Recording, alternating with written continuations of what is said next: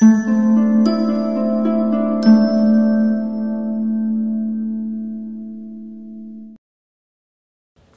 मधुकर जी का रिपोर्ट था सूखे सरोवर का भूगोल। पूरब के नाके पर कोटसती की देवल है और एक लेसुए का पीला रुख। मटमैले पत्ते रह रह कर खजले कुत्ते की तरह कान फड़फड़ाते हैं।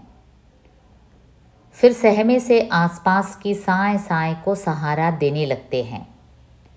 एक काली शाख नीचे की तरफ झुककर बीच में दुहरी हो गई है, जैसे अधलेटी सांड की टांग। उस पर कुर्जा की नुकीली चोंच बाल धनुही की भांति चमकती है और अपने असमंजस में वह उस ओर तन जाती है जिधर सेखू जाटों की नंगी निचाट छतरियां हैं। करीब 1.5-2 फरलॉन्ग में फैला हुआ मसान का मैदान, सफ़ेद चूने के छोटे छोटे ढेर राख, निस्संग पत्थर, फोग, आँख और झाड़ियों के उलझे हुए तन। देवल के बाएं पंख से निकलकर एक अधीर सी पगडंडी मसान के आधे भाग को लांघती है। अचानक ढलान में गिरती हुई छत्तर ढानी में घुस जाती है। तीसरे पहर की उस गर्द भरी धूप में हर चीज़ धीमे धीमे ऐंठ रही है, अकुला रही है, और मैं बेचैनी के एक खुरदुरे हिस्से में से गुज़र रहा हूँ। मेरे पाँवों के तले मेरी अपनी ज़मीन है, भूरी भभक वाली। मेरी आँखों के सामने मेरी बंजर आँखों के संगाती रंग हैं और मैं उनके कौंध रचे कोनों को पहचानता हूँ। मेरे जिस्म के रोए रोए में यह बालू, वह बाबली हवा फड़क रही है। सुनो बेलिया, मैं इन कच्ची लगातार उठती डहती दीवारों के चौगान में खड़ा होकर तुम्हें पाना चाहता हूँ, खोजना चाहता हूँ, यानी स्वयं को। तुम्हें आवाज़ देना, अपने आप को पुकारना है। उन शब्दों की खंग आंधी में चलना है जहाँ एक बिंदु पर तुम्हारा सिर भाले की नोक सा चिलक रहा है। सिराम को देखते ही ठंडे चूल्हे पर रखे हुए औंधे तवे का ख्याल आता है। गोल गुम्मा मुंह, काचर बीजों की सी चंदी चिपचिपी आंखें, गाल की उठान में दरांती की धार का निशान। कभी बाजरे की सिट्टियाँ तोड़ते हुए लगा होगा, वह अनमने ढंग से मेरी पीठ में कुहनी मारता है और झुंझुने वाली खिलखिल हंसी में बिखरता हुआ सामने आ जाता है। यह उसकी जूनी आदत है। 8-10 साल की उम्र में सिराम के साथ मैं जब ढायलो खेलता था तो वह इसी तरह पीछे से मुझे पसली मार दांव देकर गिरा देता था और कुछ देर तक हंसता रहता था।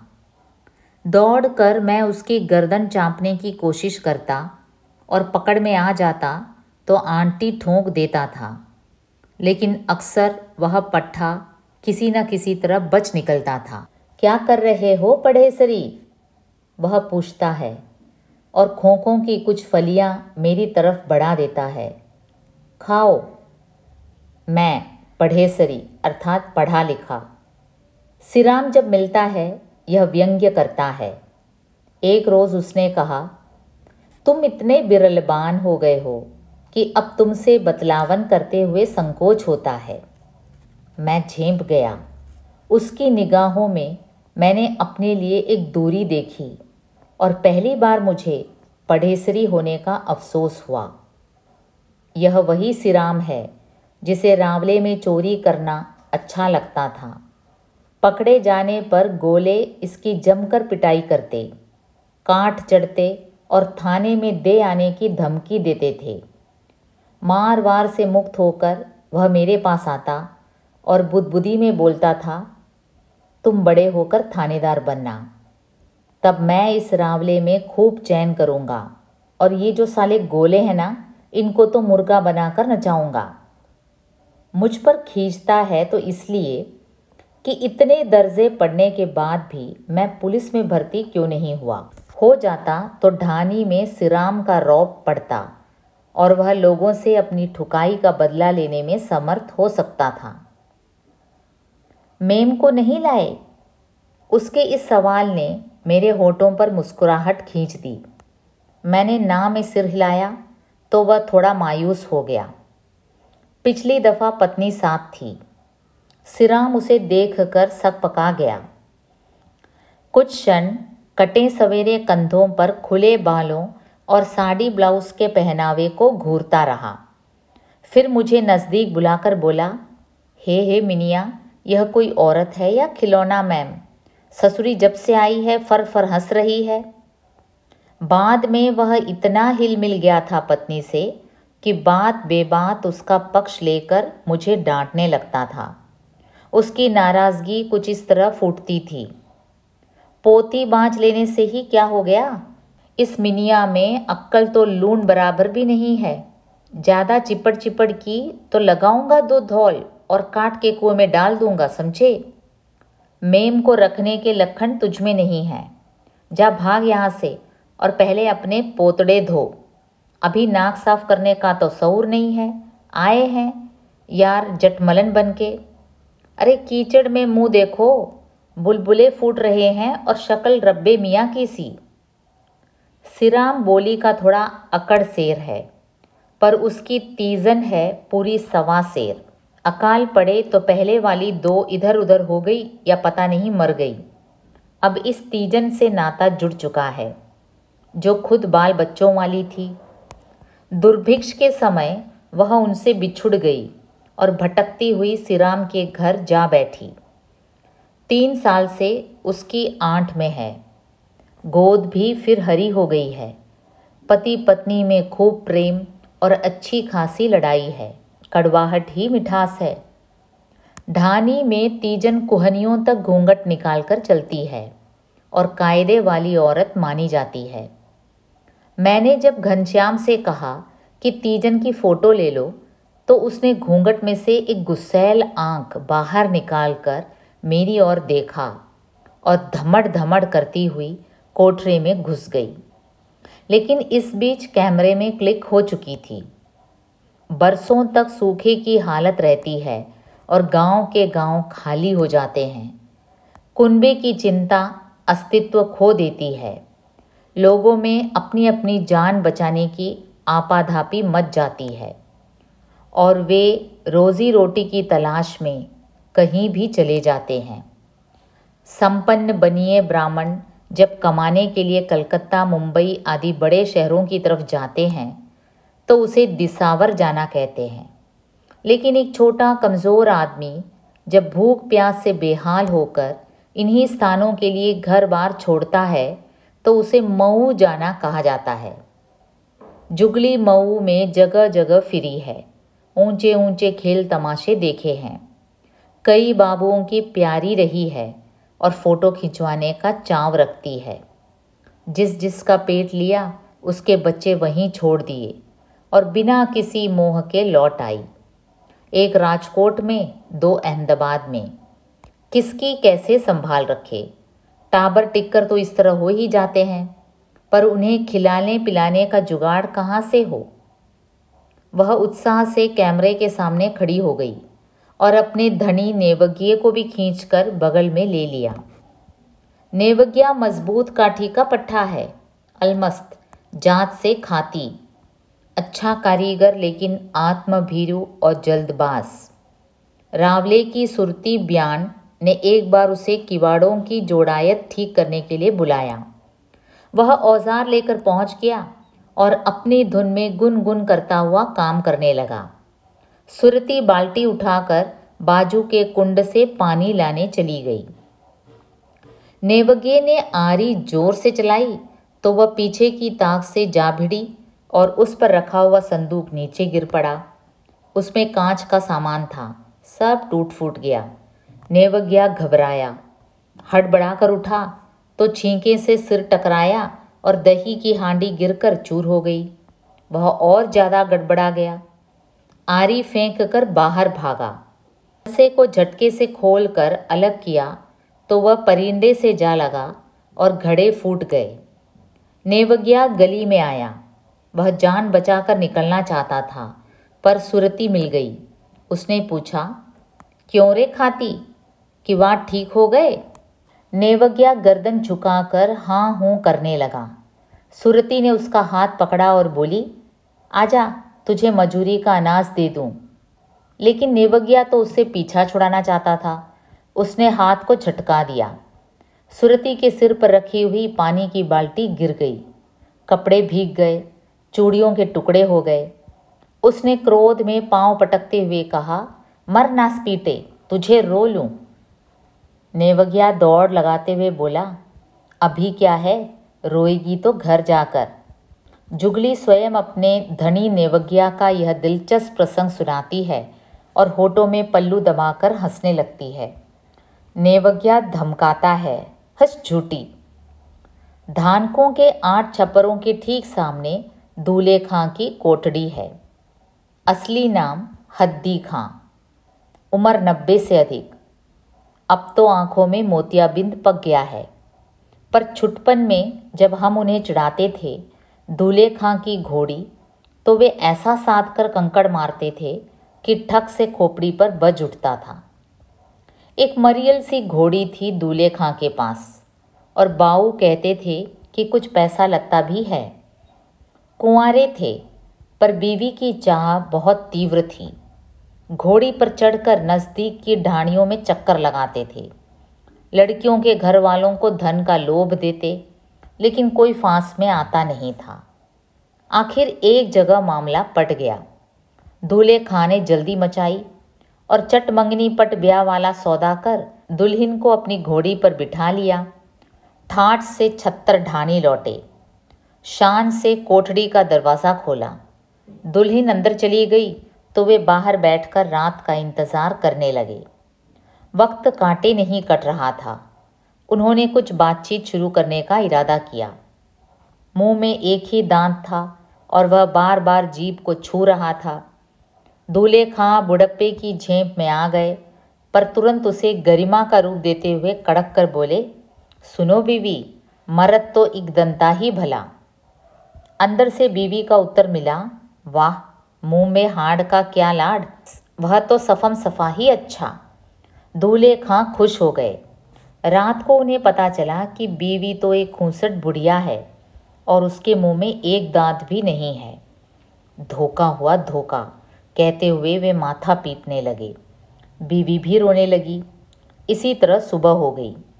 हाय हल्ला सुनकर बाऊ उनकी कोठड़ी में गए। सारा माजरा समझ में आ गया, लेकिन तसल्ली देने के लिए बोले, भाई दूल्हे खां, ऐसे यह घर कैसे बसेगा? दूल्हे खां टुकुर टुकुर दीवार की ओर देखने लगे।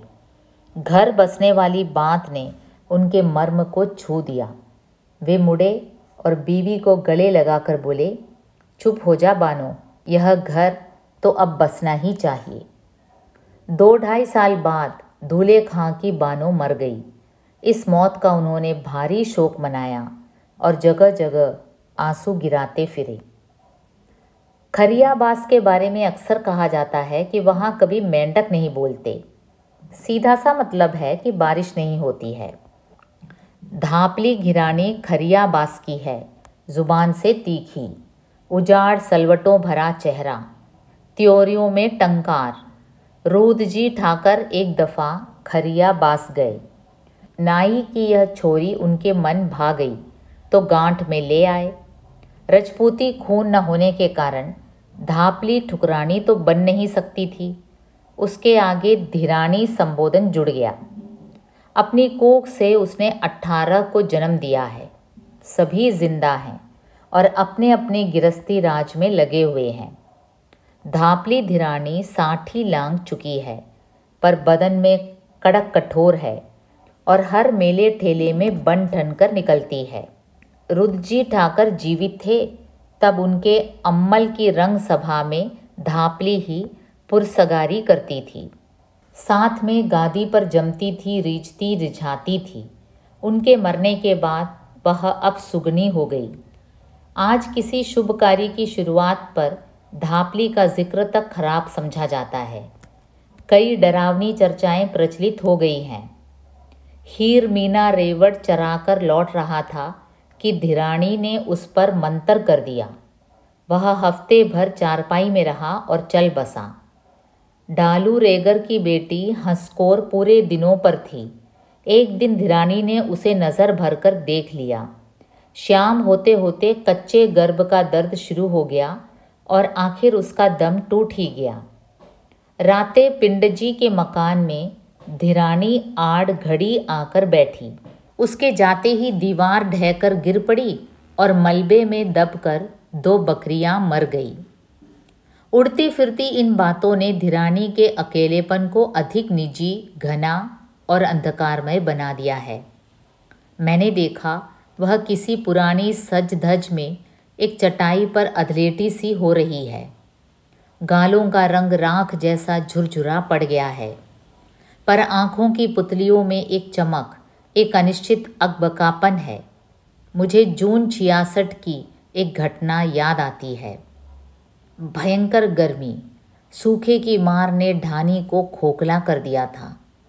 4-5 जनों को छोड़कर सब मऊ के लिए जा चुके थे। मैं दीवालों और नंगे पुआलों के बीच भड़बड़ाता भटकता रहा। न कहीं पानी, न कहीं धान, सिर्फ धूल और ताप। भैरू जी के चबूतरे के सामने वाली तलाई में मुझे किसी स्त्री की पीठ नजर आई। मैं आहिस्ता आहिस्ता उधर बढ़ा। वह धापली धिरानी थी, चितबंकी और मुरझाई हुई। तलाई में थोड़ा कीच बाकी था। वह उसे मसल मसल कर खा रही थी। भय से मेरी नसें खिंच गई। मैंने पुकारा, धिरानी माँ, क्या कर रही हो? उसने पलटकर स्थिर दृष्टि से मुझे देखा, फिर पिशाचनी की तरह हंसती हुई बोली, दूध दलिया खा रही हूँ। सुनकर मेरा सत निचुड़ गया था। आज मैं उसी धिरानी को रावले के कोने में देख रहा हूँ। उससे मुजरो या राम राम करने का साहस मुझ में नहीं है। गुमसुम आगे चल पड़ता हूँ। मोती टीबे पर दाखा और स्यांती की बातचीत मेरे कानों में पड़ती है। दोनों कड़बी के पूले बांध रही हैं। सुना तुमने, धिरानी अब डाकन हो गई है, दाखा फुसकियों में बोलती है। तुम्हें कैसे मालूम? स्यांती का स्वर ज़रा तेज़ है। वह मसान में मेरी माँ को मिली थी और एक मुर्दे की खोपड़ी निकालकर झंझोड़ रही थी। अगर तुम्हारी माँ भली है तो वह खुद मसान में क्या करने गई थी? स्यांती का यह छुपता हुआ प्रश्न दाखा की बोलती बंद कर देता है। हवा में कड़वी के पत्तों की सलफलाहट तैर रही है। सुरती ब्यान की लड़की है स्यांती, स्वभाव से अटपटी, बात की खरी। चूंकि ठाकर के रावले से उसका संबंध है, मैं कभी कभी उससे मजाक में कहा करता हूँ, खमा घनी अंदाता। वह किसी रानी की तरह गर्दन में हल्का सा खम देती हुई हाथ उठाती है। जाओ, 3 गांवों का पट्टा तुम्हारे नाम लिख दिया। रेती के पहाड़ों पर शाम का धुआं सा गिरने लगा है। 300 फुट गहरे कुएं से औरतें पानी का चड़स खींच रही हैं और भ्रूण की चर चूं किसी दुख भरी चीख में तब्दील हो चुकी है। मनसा गायों को हाँकता हुआ बार बार थूक रहा है। उनके खुरों की गर्द गले में फंस रही है। इस बार बरखा हुई थी, इसलिए फसल ठीक रही। थोड़ा बहुत माजरा हरेक के कुठले में आ गया। धाड़ेतियों का डर बना हुआ है। वे ऐसे मौके पर ही आते हैं और सब कुछ छीन कर चल देते हैं। आजकल उनके पास जीपें हैं। पहले ऊंट हुआ करते थे। दारू पिए हुए ऊंटों की बलबलाहट सुनते ही स्त्री पुरुष मैदान में निकल आते थे। बच्चों को छतों पर फेंक दिया जाता था ताकि वे धाड़ेतियों के रास्ते में न आएं। मैदान में कुछ खून खच्चर होता और फिर निशंक लूटपाट होने लगती थी। अन्न का एक चिन्ह तक नहीं छोड़ते थे। कभी कभी हाकमों की जीपें भी आती हैं, अनाज की नहीं, औरतों की टोह में। मीरू के शब्दों में, वे किसी को नुकसान नहीं पहुंचाती। कुछ छोरियां लेकर चली जाती हैं और ढानी का बोझ हल्का हो जाता है। यह मेरी ज़मीन है, निर्लज और निर्जीव। न कुछ पा लेने का संतोष, न खो देने का दर्द। लगातार अकाल पड़ते हैं, धरती कुछ नहीं देती, आकाश तसले की तरह ठनठनाता रहता है और आदमी इतना कुंद हो जाता है कि वह अपने से अलग किसी का ख्याल नहीं कर पाता। सास ससुर पति बच्चे सब सो रहे हैं और 20 रोज़ की भूख से तलफलाती हुई औरत अचानक उठकर कहीं चल देती है। इस चलने के सिवा दूसरा कोई विकल्प नहीं है। जिंदा रहने की इच्छा सब कुछ करवा लेती है। पिता किसी गड्ढे में बचा कुचा धान छुपा देता है, रोज़ खुद एक दो फांकी मार लेता है, पर अपने बच्चों को एक दाना तक नहीं दिखलाता और उन्हें अपनी मौत मरने देता है। मनुष्य का आचरण जिनके लिए एक चिंतन है, वे इसे निर्दयता कह सकते हैं, क्योंकि कुछ भी कहना बहुत आसान है, लेकिन जिस तरह से भरपेट डकार लेते हुए वे दया, ममता, समता, बंधुता आदि का जिक्र करते हैं, वह मेरी समझ से बाहर है। छुट-भइयों की ड्योढ़ी के सामने एक हड़काया कुत्ता घूम रहा है, बेतरह हाँकता हुआ। जीभ से लार गिर रही है, दांती भद्दे ढंग से बाहर निकली हुई है। जिसे देखता है काट खाने को दौड़ता है। मोहब्बत उधर से गुजरता है तो ठिठक कर कुत्ते को घूरता है छिन भर, फिर झपट कर उसकी पिछली टांगें पकड़ लेता है और खोपड़ी दीवार पर दे मारता है। एक कांय के साथ कुत्ता ढेर हो जाता है। खून का सोता उसकी नाक से बहने लगता है। सांस की फूंकनी रुक जाती है। मोहब्बत हथेलियां झाड़ता हुआ चल देता है। मोहब्बत लड़ाका है, उसकी सभी से थोड़ी बहुत कहा सुनी रहती है। किसी का ताव, किसी का हुक्म उसे मंजूर नहीं, अपनी चाल में चलता है। एक पुलिसिया उसकी मासी को ले जाना चाहता था, बस झगड़ा कर बैठा और अपनी बाईं आंख गंवा दी। पुलिसिये ने एक गाली दी तो मोहब्बत ने 10 सुना दी। ढाणी वालों ने टोका, पर वह नहीं माना। पुलिसिये ने उसकी आंख में लोहे की छड़ घुसेड़ दी। मोहब्बत ने लपक कर ऐसा गुत्था मारा कि वह धूल चाटने लगा। तब गरबी, जाट, धूंकल, रामसिरे और स्योजत ने मिलकर मोहब्बत को पकड़ लिया। बेभाव उसकी धुनाई करने लगे। वे नहीं चाहते थे कि थाने की कोप दृष्टि ढानी पर पड़े, बर्बादी मचे। वह चुपचाप मार खाता रहा। अगर धापली धिरानी ने बीच में पड़कर न छुड़ाया होता तो उसका अंत दूर नहीं था। निकासी पर अगले रोज़ डूंगर माता का मेला था। मैं इस छोर से उस छोर तक डोलता रहा। सब मौज में थे, मगन थे, खुशी के हर टुकड़े को जेब में रखने की कोशिश कर रहे थे। चेहरे पर किसी संताप की कोई शिकन नहीं। ठुमकते हुए ऊंट झाग गिरा रहे थे और उनके बांके सवार मारचंज में गोरबंद बजा रहे थे। चूड़ियों, झुंझुनों, डोरियों और शक्करपारों की खरीद जोरों पर थी। धीरानी ने देखते ही आवाज़ दी, मिनिया। पाँव छुए तो अंदर तक भीग गई। गला भर आया। देर तक सिर पुचकारती रही। फिर ओढ़नी की बुगची से 10 पैसे का सिक्का निकाला और मेरे हाथ में रख कर बोली, जा शक्करपारे लेकर खा ले। मैं मुश्किल से आंसू रोक पाया। धीरानी माँ को सब कुछ याद था। वह हर मेले में खर्चने के लिए मुझे 1 टका दिया करती थी।